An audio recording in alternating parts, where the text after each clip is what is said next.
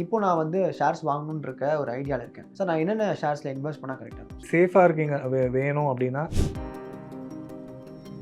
So இனிமேல் ஒரு பிகினராக investor உள்ளே வரீங்கன்னா அனாலிசிஸ் பண்ணிவிட்டு இன்வெஸ்ட்மெண்ட் பண்ணிங்கன்னா தான் பயம் இல்லாமல் இருக்கலாம். எல்லாத்தையும் ப்ராடாக இன்வெஸ்ட்மெண்ட் பண்ணாமல் நெக்ஸ்ட் 5 இயர்ஸ்க்கு வந்து ஒரு பேட்டன்ட்லாம் சொல்லுவாங்க ஃபாரின் கம்பெனிஸ், அது எக்ஸ்பயர் ஆகுது. ஸோ இந்தியன் ஜென்ரிக் ஃபார்மா கம்பெனிஸ்க்கு இது ஒரு பெரிய வாய்ப்பாக இருக்கும். இப்போ இருக்க டெக்னாலஜியில் ஏஐ தான் வந்து அடுத்து இப்போ வரைக்குமே போயிட்டு இருக்கு, பூம் ஆகுது. இப்போ நான் வந்து இன்வெஸ்ட் பண்ணணும்னா என்னென்ன பண்ணணும் சார்?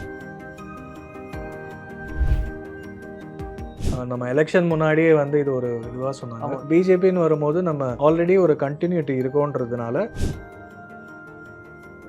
பட்டன் ஃபோன்லேருந்து டச் ஃபோனுக்கு மாறியாச்சு, டப்பா டிவிலேருந்து எல்இடி டிவிக்கு மாறியாச்சு, டிக் வாட்ச்லேருந்து டெக் பேண்டுக்கு மாறியாச்சு. இதெல்லாம் ஸ்மார்ட் ஆகும்போது இன்னும் பழைய பீரோ யூஸ் பண்ணால் என்ன பாஸ்? இதோ உங்களுக்கான வேர்ல்ட் ஃபர்ஸ்ட் ஸ்மார்ட் லாக்கர், த V-Safe. இந்த ஸ்மார்ட் லாக்கரை உங்களை தவிர வேற யாரும் ஓப்பன் பண்ண முடியாது. ஓப்பன் பண்ண ட்ரை கூட பண்ண முடியாது. எப்படின்னு தெரிஞ்சுக்கணுமா? இப்போவே ஸ்க்ரீனில் இருக்க நம்பருக்கு கால் பண்ணுங்க. V-Safe லாக்கரை ஃப்ரீயாக டெமோ பாருங்க. ரிஃப்ளெக்ட் வியூஸ்க்கு வணக்கம். நான் உங்கள் சுகுமாரன். இந்த இன்டர்வியூவில் நம்ம கூட ஃபினான்ஷியல் எக்ஸ்பர்ட் கணேஷன் துருதா இணைஞ்சிருக்காரு. வணக்கம் சார். வணக்கம் சார். எப்படி சார் இருக்கீங்க? நல்லா இருக்கும். இப்போ இருக்க டெக்னாலஜியில் ஏஐ தான் வந்து அடுத்து இப்போ வரைக்குமே போயிட்டு இருக்கு, பூம் ஆகுது.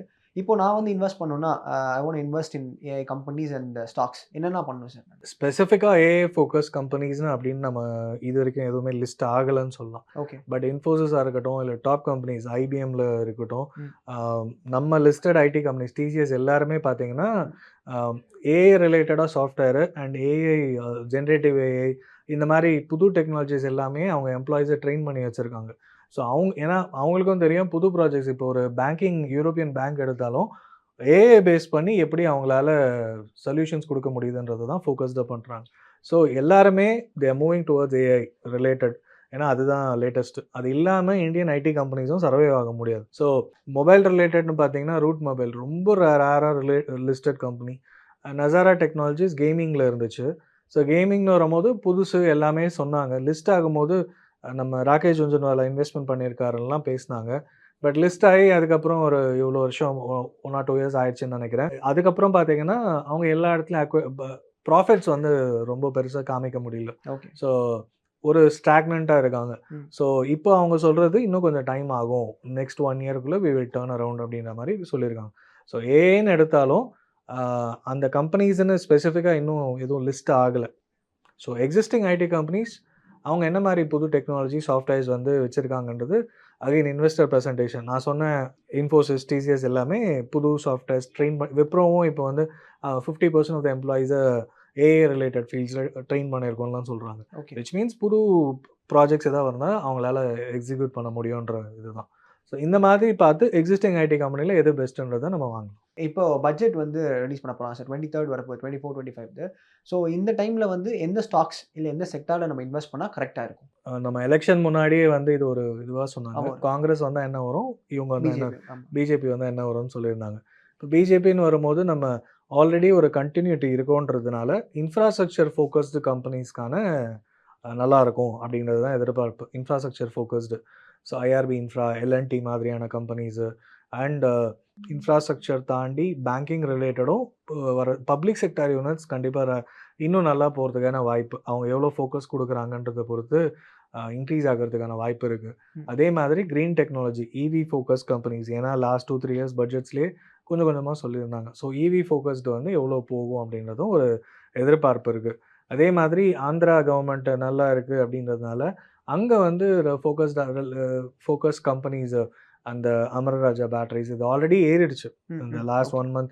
சந்திரபாபு நாயுடு வராருன்னொன்னே அங்கே ஃபோக்கஸ் கம்பெனிஸ் இதெல்லாம் வந்து எல்லா மணி கண்ட்ரோல் எங்கே பார்த்தாலுமே இந்த மாதிரி இன்ஃபர்மேஷன்ஸ் தான் கொடுத்துட்ருக்காங்க. பட் ஆன் த கிரவுண்ட் அவங்களுக்கான ப்ராஜெக்ட் பணம் உள்ளே வர்றது இதெல்லாம் பொறுத்து தான் ஃப்யூச்சர் ஏறும்.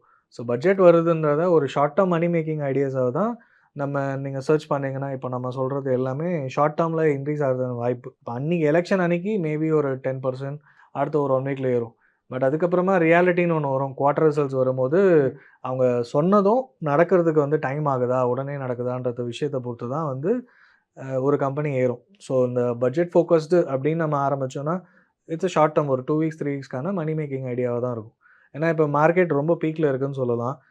இது ரிஃப்ளெக்ட் ஆகிறதுக்கு குவார்ட்டர் ரிசல்ட்ஸ் நெக்ஸ்ட் இயர் இது எல்லாமே வந்து அடுத்தடுத்த குவார்ட்டர் ரிசல்ட்ஸ்லையும் ரிஃப்ளெக்ட் ஆனால் மட்டும்தான் stock market as a whole increase ஆகும். அப்போது இனிமேல் ஒரு பர்டிகுலர் ஸ்டாக்கை மட்டும் ஃபோக்கஸ்டாக வாங்குறது நல்லது. பாட்டம் பிக்கிங் சொல்லுவோம். எல்லாத்தையும் ப்ராடாக இன்வெஸ்ட்மெண்ட் பண்ணாமல் மட்டுமே ஏதாவது 1-2 இந்த இன்ஃப்ரான்னு எடுத்தாலும் வேல்யூவேஷன் பார்த்து இன்வெஸ்ட்மெண்ட் பண்ணணும். பப்ளிக் செக்டார் யூனிட்ஸாக இருந்தாலும் லாஸ்ட் 1 இயர் ஆயிடுச்சு. டிஃபென்ஸ் ஸ்டாக்ஸும் ஆல்ரெடி 1 இயராக கிட்டத்தட்ட 200% இன்க்ரீஸ் ஆயிருக்குன்னு பார்க்குறோம். அப்போது டிஃபென்ஸில் இன்வெஸ்ட்மெண்ட் கண்ணை மூடிட்டு பண்ணாமல் அதில் எது நல்லா இருக்குது, வேல்யூவேஷன் வைஸ் நல்லா இருக்குது அப்படின்றத பார்த்து வாங்கணும். ஸோ இனிமேல் ஒரு பிகினராக இன்வெஸ்டர் உள்ளே வரீங்கன்னா அனாலிசிஸ் பண்ணிவிட்டு இன்வெஸ்ட்மெண்ட் பண்ணிங்கன்னா தான் பயம் இல்லாமல் இருக்கலாம். இல்லைனா ஏதாவது ஒரு நெகட்டிவ் நியூஸ் பட்ஜெட்க்கு அப்புறம் ப்ராஃபிட் புக்கிங் இருக்கிறதுக்கான வாய்ப்புகள் ஜாஸ்தி. இன்னிலேருந்து ஒரு 15 days தான் பட்ஜெட்க்கு, ஒரு July 23 சொல்லியிருக்காங்க. ஸோ ஆட்டோமேட்டிக்காக இந்த 2 weeks வந்து பெரிய ஃபால் இருக்காது. இருந்தாலும் அதுக்கப்புறமா அவங்க என்ன சொல்கிறாங்கன்றதை பொறுத்து அந்த பட்ஜெட் அன்னைக்கு அதுக்கப்புறமா ப்ராஃபிட் புக்கிங் வரதுக்கான வாய்ப்புகள் ஜாஸ்தி. ஏன்னா மந்த் எண்டும் வருது. ஸோ அதுவும் நடக்கும். ஸோ லாங் டேர்ம் இன்வெஸ்டராக இருக்கீங்க அப்படின்னா ஸ்டாக் மார்க்கெட் பொறுத்த வரைக்கும் பர்டிகுலர் ஸ்டாக்ஸை நல்லா அனலைஸ் பண்ணிவிட்டு வேல்யூவேஷன் பார்த்துட்டு தான் இப்போ என்டர் ஆகிறதுக்கான டைம். இல்லைனா கொஞ்சம் வெயிட் பண்ணி பண்ணுறது நல்லது. இப்போ நான் வந்து ஷேர்ஸ் வாங்கணுன்னு இருக்க ஒரு ஐடியாவில் இருக்கேன் சார். நான் என்னென்ன ஷேர்ஸில் இன்வெஸ்ட் பண்ணால் கரெக்டாக இருக்கும்? சேஃபாக இருக்கீங்க வேணும் அப்படின்னா எஃப்எம்சிஜி, ஃபார்மா, ஐடிலாம் வந்து அனலைஸ் பண்ணிவிட்டு என்டர் ஆகலாம். மியூச்சுவல் ஃபண்ட்ஸில் போனாலும் உங்களுக்கு செக்ட்ரல் மியூச்சுவல் ஃபண்ட்ஸ் இது 3மே கிடைக்கும். எஃப்எம்சிஜி ஃபோக்கஸ்டு, ஐடி ஃபோக்கஸ்டு, அப்புறமா பேங்கிங் அண்ட் ஃபினான்ஷியல் ஃபோக்கஸ்டு இதெல்லாம் கிடைக்கும். ஸ்டாக்கில் இருந்தாலும் இந்த 3 செக்டாரில் இருக்கிற ஸ்டாக்ஸு, ஐடியாக இருந்தால் டிசிஎஸ் இந்த மாதிரி லார்ஜ் கேப் ஐடி ஸ்டாக்ஸ், அப்புறம் எஃப்எம்சிஜிலையும் லார்ஜ் கேப் இல்லை mid cap FMCG companies valuation wise கொஞ்சம் அட்ராக்டிவாக இருக்குது. இன்னும் ரிவைவ் ஆகலை அப்படின்றது. இப்போ அதே மாதிரி இவங்க வந்து ரூரல் ஏரியாஸ்க்கு தேவையான மாதிரி பட்ஜெட் கொடுத்தாங்கன்னா ரூரல் ஏரியா ஃபோக்கஸ்டுனாலே எஃப்எம்சிஜி பிக்கப் ஆகும். ஸோ அப்போ வந்து அது ஒரு சர்ப்ரைஸாக தான் இருக்க முடியும்.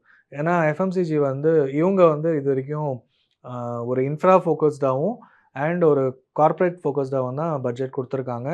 லாஸ்ட் 10 years பார்த்துருக்கோம். எஃப்எம்சிஜி ஃபோக்கஸ்டாக வந்துச்சுன்னா ஒரு பட்ஜெட்டில் ஒரு சர்ப்ரைஸ் நியூஸாக இருக்கும். பட் இப்போ நீங்கள் வாங்க போகிறீங்க அப்படின்னா HUL அந்த மாதிரி கம்பெனிஸ்லாம் வந்து கொஞ்சம் அட்ராக்டிவாக இருக்குன்னே சொல்லலாம். So FMCG, IT, banking and finance and pharma. Pharma next 5 yearsக்கு வந்து ஒரு பிளாக் பஸ்டர் அந்த பேட்டன்ட்லாம் சொல்லுவாங்க ஃபாரின் கம்பெனிஸ், அது எக்ஸ்பயர் ஆகுது. ஸோ இந்தியன் ஜென்ரிக் ஃபார்மா கம்பெனிஸ்க்கு இது ஒரு பெரிய வாய்ப்பாக இருக்கும். ஸோ அவங்க ஜென்ரிக் மெடிசன் அதுக்கான பேட்டன்டட் எக்ஸ்பைரி ஆன பிறகு ப்ரொடியூஸ் பண்ண முடியும். அதுக்கான மார்க்கெட் ஹியூஜ். ஸோ அது புதுசாக வர்றதுனால அவங்களோட ப்ராஃபிட்டபிலிட்டி கொஞ்சம் இன்க்ரீஸ் ஆகிறதுக்கான வாய்ப்பு. ஸோ இந்த 4 செக்டார் சேஃபாக என்டர் ஆகணும் அப்படின்னு நினச்சிங்கன்னா அனலைஸ் பண்ணிவிட்டு நீங்கள் வரலாம். பொதுவாக நீங்கள் எப்படி சார் இந்த விஷயங்கள்லாம் கேதர் பண்ணுறீங்க? பிகாஸ் நிறைய விஷயங்கள் அடுத்து இது பூமா போகுதுன்ற மாதிரி சொல்கிறீங்களா, எப்படி சார் இது? ஒன்று நம்பர்ஸ் வந்து இது எல்லாமே வந்து டெய்லி நான் நியூஸ் பார்ப்பேன். அண்ட் அகைன் இது வந்து ஒரே நாளில் கற்றுக்கிட்டது கிடையாது. ஸோ நான் வந்து 2008-9 இருந்து ஸ்டாக் மார்க்கெட், மியூச்சுவல் ஃபண்ட்ஸ் ரிலேட்டடாக இன்ஃபர்மேஷன்ஸ் கொஞ்சம் கொஞ்சமாக கற்றுக்கிட்டது. ஓகே. அண்ட் புக்ஸ் படிக்கிறது அண்ட் இன்னும் நல்ல இன்ஃபர்மேஷன்ஸ் நிறைய கற்றுக்கணும் அப்படின்னு நினச்சிங்கன்னா ஷாம் சேகர் முதலீட்டு களம்ன்ற யூடியூப் சேனல், அவர் வந்து பியூர்லி ஸ்டாக் அட்வைஸ் கொடுக்க மாட்டார். ஆனால் எப்படி கற்றுக்கலாம் ஐதாட்ன்ற ஒரு கம்பெனி வச்சுருக்காரு. ஸோ பட் ஸ்டில் இந்த யூடியூப் சேனலை எவ்வளோ எஜுகேட் பண்ண முடியுமோ அனாலிசிஸ் வைஸ் ஒரு ஸ்டாக்கை எப்படி வாங்கணும், ஒரு எப்படி இன்க்ரீஸ் ஆகும். அவர் ஐ திங்க் 90s இருந்து இந்த இண்டஸ்ட்ரியில் இருக்கார். ஸோ பயங்கர நாலேஜபிள் பர்சன். அண்ட் அவரோட யூடியூப் சேனல் நான் ரெகுலராக ஃபாலோ பண்ணுவேன். ஸோ இந்த மாதிரி யாரெல்லாம் ப்ராப்பராக இன்ஃபர்மேஷன்ஸ் கொடுக்குறாங்களோ நம்ம படிச்சுக்கிட்டே இருக்கணும், கேட்டுக்கிட்டே இருக்கணும். அண்ட் இந்த இண்டஸ்ட்ரியை personal finance industry as such stock மார்க்கெட்டாக, மியூச்சுவல் ஃபண்ட்ஸ் எல்லாமே எடுத்துக்கிட்டா எப்போவுமே நம்ம ஒரு ஸ்டூடெண்ட்டாக இருந்து இன்ஃபர்மேஷன்ஸ் கற்றுக்கிட்டே இருக்கோம்னா we can survive. இல்லைனா ஏதோ நம்பர்ஸை வந்து ஏமாற்ற முடியாது. ஏன்னா இப்போ வந்து நம்ம ஒரு இன்ஃபர்மேஷன் சொல்லும் போது ஒரு இன்வெஸ்டராகவோ இல்லை யாராவது ஒருத்தர் கேட்குறாங்கன்னா ஈஸியாக போய் வெரிஃபை பண்ண முடியும். ஒரு கூகுள் பண்ணாலே தெரிஞ்சிடும் இப்போ நம்ம சொல்கிறது கரெக்டாக தப்பான்னு. ஸோ அப்டேட்டடாக நம்ம இன்ஃபர்மேஷன்ஸ் அதே மாதிரி வர இன்ஃபர்மேஷன்ஸும் கரெக்டாக தப்பான்னு நமக்கு புரிஞ்சுக்கிற மாதிரி இருக்கணும். அண்ட் நிறைய மியூச்சுவல் ஃபண்ட் இண்டஸ்ட்ரியிலையும் வந்து அப்பப்போ அவங்க டேட்டாஸ் கொடுப்பாங்க. ஸோ இப்போ இந்த பேங்கிங் அண்ட் ஃபினான்ஸ் வந்து லாஸ்ட் 1 year பெர்ஃபார்மன்ஸ் எப்படி இருக்குது, ஃப்யூச்சருக்கு இது இன்வெஸ்ட்மெண்ட் பண்ணுறதுக்கு ரெடியாக இருக்குது, ஸோ நீங்கள் ரெக்கமெண்ட் பண்ணலாம் அப்படின்ற மாதிரி. ஸோ அது வந்து எஜுகேஷ்னல் பர்பஸாக டிஸ்ட்ரிபியூட்டர்ஸ்க்கு கொடுப்பாங்க. ஸோ அந்த மாதிரியும் எங்களுக்கு இன்ஃபர்மேஷன்ஸ் வரும். இப்போ ஐடி வந்து அசஸ் நம்பர்ஸ் பார்க்குறோம். இப்போ லாஸ்ட் 1.5 years ஒரு 3 yearsஆகவே ID numbers ID sectoral ஃபண்ட்ஸோட NAV பயங்கர ட்ராப் இருக்கும். பட் ஐடி செக்டரோட புரிதல் நமக்கு இருக்கிறதுனால ஸோ குறைஞ்சிருக்கும் போது வாங்கினா நல்லதுன்றது தான் நம்ம ஸ்டாக்ஸ்லேயும் பேசுவோம், ரெக்கமெண்ட் பண்ணுறோம். மியூச்சுவல் ஃபண்ட்ஸ்லேயும் அந்த numbers. So for example Tata digital India 1.5 years முன்னாடி 26 வரைக்கும் போச்சு, 1.5-2 வருஷத்துக்கு முன்னாடி. ஸோ அதோட பீக் வந்து 42. நான் சொல்கிறது ஒரு 2.5-3 இயர்ஸ் முன்னாடி. ஸோ அவ்வளோ போயிருக்குன்னா கண்டிப்பாக அட்லீஸ்ட் அந்த நம்பர் வந்து நெக்ஸ்ட் 1.5 இயர்ஸில் வந்துரும்ன்றது ஒரு நம்பிக்கை.